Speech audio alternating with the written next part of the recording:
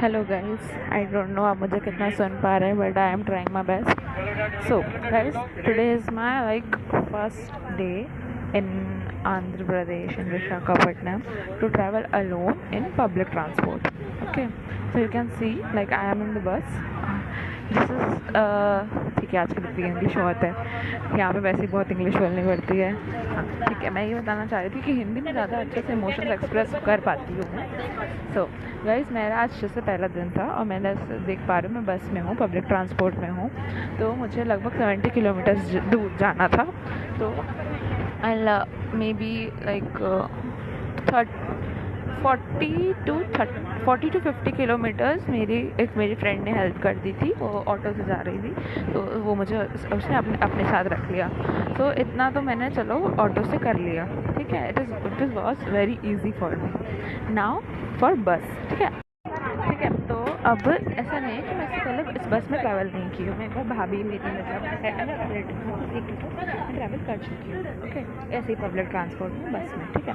तो उसमें भी एक दिन मेरे साथ ऐसा हुआ था कि मुझे सीट नहीं मिली थी बस में, और बस बहुत खचाखच पड़ी हुई थी. बट आज मैं अकेले थी गाइस, और साथ ही साथ मेरे पास कितना मोटा सामान है, देखो. This is the bag, normal जो स्कूल बैग काइंड ऑफ जो होता है, बट इसमें जितना भरा जा सकता था उतना पूरा ही भर दिया मैंने. अब इसमें 1% जगह नहीं है.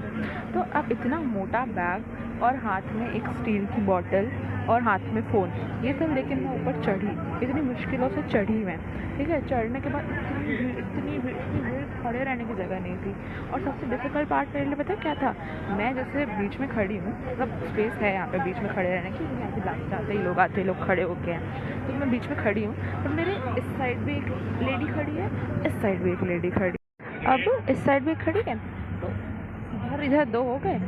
आगे मेरे दो लड़कियां खड़ी हैं, तो मेरे और लाइन लगी हुई है. मतलब मैं चारों तरफ से लोगों से घिरी हुई हूँ. ऊपर से मेरे कंधे पे इतना मोटा बैग है, और मुझे इतनी गंदे रास्ते में चलती हुई इस बस में खड़े रहना है. मतलब मैंने किसी कुछ से ऊपर डंडे जो होते हैं सबको पकड़ा हुआ है, बट इतना भारी सामान भी है. मेरे हाथ में बॉटल भी है, फ़ोन भी है. ये मेरे पास पॉकेट है, बट इतनी भीड़ भाड़ में पॉकेट में डालने में मुझे डर लग रहा है. मेरे हाथ में है फ़ोन. तो इतनी भीड़ भाड़ में खड़े तो रह गई. इतना डिफ़िकल्ट था. कितनी बार मैं गिरते बच रही हूँ. इतना इसे झूला झूल रहे हैं, एक दूसरे के ऊपर गिर रहे हैं लोग. इतना गंदा रास्ता था. ये गांव की तरफ से जा रहे थे ये बस. भाई, मेरा ये एक्सपीरियंस कितना ज़्यादा स्ट्रगल भरा है, और मैं ये स्ट्रगल बस इसलिए कर रही हूँ कि वीकेंड में घर का खाना खा सकूँ. हे भगवान, प्लीज़ इस स्ट्रगल का मेरे को रिवॉर्ड ज़रूर देना, प्लीज़ प्लीज़ प्लीज़. अब मैं आपको मेन बात एक और बताती हूँ. मैं जब चढ़ी, ठीक है, जब मैं ऑटो में थी, तब मुझे इससे पहले याद था, जब मैं ऑटो में जाने वाली थी उससे पहले मुझे याद था कि मुझे थोड़ा सा कैश उठाना है. 100-200 रुपये समथिंग लगेगा, थोड़ा चिल्लर हो काइंड ऑफ, है ना, छोटे नोट हो. तो फिर मैंने जब पैकिंग करने की बारी है, जब मुझे जल्दी सामान भरना था, तब मेरे पास बहुत कम टाइम था. मतलब 10 मिनट के अंदर बस जल्दी सामान डालना था. तो मैं भूल गई, मैं कैश भूल गई. बट फिर मैं ऑटो में याद कर रही हूँ बस कैश ही नहीं है, मैं कैसे करूँ. तो मुझे याद आया कि 500 रुपये कैश पड़ा है मेरे फ़ोन में, मेरे बैग में, पॉकेट में. ठीक है. मैंने वो निकाला जब मुझे यहाँ पे टिकट में पैसे देने थे. और जब मैंने निकाला, मैंने उसे कंडक्टर को दिया, तो उसने टिकट तो काट दी मेरी, और मेरे पैसे हुए थे सिर्फ 35 रुपीज़. तो वो उन्होंने बोला चेंज नहीं है. उन्होंने मुझे बोला कि चेंज नहीं है. ठीक है. तो फिर मैंने बोला ऑनलाइन पेमेंट नहीं, और उन्होंने मुझे टिकट काट के दे भी दी. अब मैंने बोला व्हाट टू डू नाउ. तो फिर उसको उन्होंने कुछ आंसर ही नहीं किया. फिर मैं सोच रही हूँ क्या करूँ. तो मेरे आगे जो 2 लड़कियाँ खड़ी थी, वो भी किसी कॉलेज की स्टूडेंट्स थी. ओके. तो उसमें से एक लड़की ने मुझे बोला कि आप मुझे ऑनलाइन कर दो, और उसने मुझे इंग्लिश में बोला, ठीक है, आप मुझे ऑनलाइन कर दो, और क्या बोलते हैं, मैं अब कैश दे देती हूँ इनको. 50 रुपीज़ का थे उसके पास. तो फिर मैंने उसको ऑनलाइन पेमेंट कर दिया, और फिर उसने उसको कैश दिया. Thank you so much. अगर मेरे पास पैसे भी होते, वो भी मुझसे पैसे नहीं ले रहा था, ऑनलाइन नहीं ले रहा था, और बिना टिकट के चढ़ी, मतलब बिना पैसे दिए चढ़ी हुई हूँ, समझ लो. मुझे टेंशन तो हो रही थी ना इतना. ठीक है, अब तो अच्छे से हो गया, थैंक गॉड. तो कभी कभी अच्छे कर्मों का फल जल्दी दे देते हैं भगवान. फिर चलो ये तो हुआ. और फिर उसके बाद एक और बात मैं तो बोल रही हूँ, जिसमें झूल रही थी, गिरते बच रही थी. और एक बार ऐसा ब्रेक दबाया और ड्राइवर ने कि मैं सीधा आगे पूरा झूल गई. और और मैं झूल गई। वो तो ठीक है, बट बेचारे भाई मेरे आगे जो 2 लड़कियां खड़ी हैं और वो लोग भी तो मेरे साथ साथ गिर रही हैं, उन लोगों को भी तो झटके लग रहे हैं, बहुत गंदा गिरते यार, हम लोग रोक नहीं पाते। तो पता है मेरे पीछे वाली आंटी ने क्या किया, उन्होंने मेरा बैग पकड़ के मुझे पूरा पकड़ने की कोशिश की, बट वो बैग के साथ में मेरी टी शर्ट भी पकड़ी थी और मेरे को बहुत ज़ोर का लगा भी कि गले पे ऐसे। ठीक है, फिर उसके बाद वो आंटी लोग इतनी देर से ना, पता है मैं तो स्टोरी कंटिन्यू करते हैं हम। ऐसे मैं उतर गई हूँ क्योंकि मेरा स्टॉपेज आ गया था, मेरे भैया मेरे को लेने आते होंगे, तो तब तक हम स्टोरी कंटिन्यू करते हैं। हाँ, तो इतनी देर से पता है कि क्या बोलते हैं वो आंटी लोग या वो जो आगे वाली लड़कियाँ थी ना, वो लोग मुझे देख के कुछ कुछ बातें कर रही थी। अब वो मेरे ऊपर हंस रही थी या मुझे मेरे बैग की वजह से कि यार इसका बैग लग रहा है उसकी वजह से, पता नहीं, कुछ तो बातें कर रही थी वो इतनी देर से।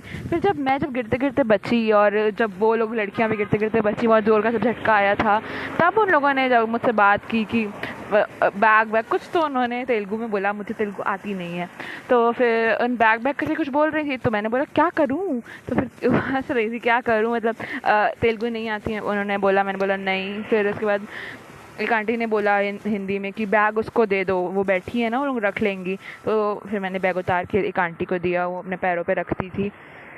ठीक है, वो हुआ तो कम से कम बेटर सांस मिली।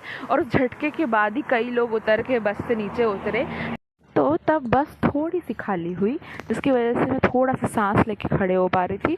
और इतनी देर से पता है मैं अपना पैर ढंग से भी नहीं रख पा रही थी, क्योंकि मेरे जस्ट बाजू में जो आंटी खड़ी थी ना, अब उनके जस्ट पैर खड़ा हुआ पैर रखा हुआ था उन्होंने अपना उसी जगह पे, मैं पैर पीछे नहीं कर पा रही थी, मतलब मैं कंफर्टेबली खड़ी भी नहीं हो पा रही थी जब मैं पहले खड़ी थी। तो सब उतरे तो मैं थोड़ा सा सांस लेने वाली जगह पे खड़ी हो पाई, बैग भी उतर गया था कंधे से, तो थोड़ा बेटर लगा। फिर उसके बाद वही वो लोगों ने मतलब थोड़ी बहुत मुझसे बात की। फिर मैं पूछ रही थी कि जहाँ मुझे उतरना है वो और कितना दूर है करके, तो उन लड़कियों को भी नहीं पता था। फिर उन्होंने फिर मैंने ओके बोल दिया, छोड़ दिया। तो फिर उन्होंने मेरे को दूसरों से पूछ के बताया कि इतना टाइम लगेगा अभी। और लोग तो अच्छे हैं, मतलब ऐसा नहीं है। अब इंडिया में अकेले घूम सकते हो ऐसा मैं सोचती थी, बट हाँ डर भी लगता था क्योंकि अच्छे लोगों के साथ बुरे लोग भी होते ही हैं।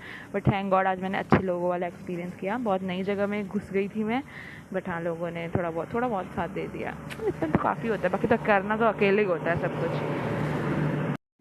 हैंस दिन तो बहुत अच्छा रहा, बहुत स्ट्रगल भरा, क्योंकि आज सुबह से बारिश भी बहुत हो रही थी। वो तो खैर मेरे ऑटो में घुसने के बाद नहीं हुई है इतनी, तो अच्छी बात है। अभी मेरा स्ट्रगल खैर पूरा नहीं हुआ है, मैं खड़ी हूँ रोड में जब तक मेरे भैया मेरे को लेने आए। अच्छा था एक्सपीरियंस यार, लेकिन मैं सोच रही थी कि यार पापा की परी हूँ मैं, मेरे पापा मुझे इतना लाड प्यार से रखने की कोशिश करते हैं, क्यों मैं पापा की परी वाला एरिया छोड़ के ये अकेले स्ट्रगल करने का शौक़ चढ़ के घुस के आई हूँ यहाँ पे। ठीक है, कुछ अच्छा लिखा होगा इसीलिए पॉजिटिव सोचती हूँ मैं कभी कभी। और एक चीज़ हुई अच्छी हो गई कि थोड़ी देर पहले, लगभग 15 मिनट पहले उतरने के मेरे को सीट मिल गई थी थोड़ी देर बैठने के लिए, तो मैं बैठ के थोड़ा सा वीडियो बना पाई। कितना एक्सपीरियंस मेरे दिमाग में मैं लेके घूम नहीं सकती, मेरे को एक्सप्रेस करना होता है। ओके गाइस, तो फिर आज का समाचार यहीं पे हम ख़त्म करते हैं। थोड़ी देर में मैं घर पहुंच जाऊंगी, तब तक के लिए मैं थोड़ा देख लेती हूँ आसपास मेरे को, क्योंकि मैं ऐसे फ़ोन पे खाली रोड पे फ़ोन पे नहीं लगी रह सकती, क्योंकि मुझे आसपास अपनी सेफ्टी के लिए देखना पड़ेगा ना, इसलिए। Okay guys, bye bye, toodles.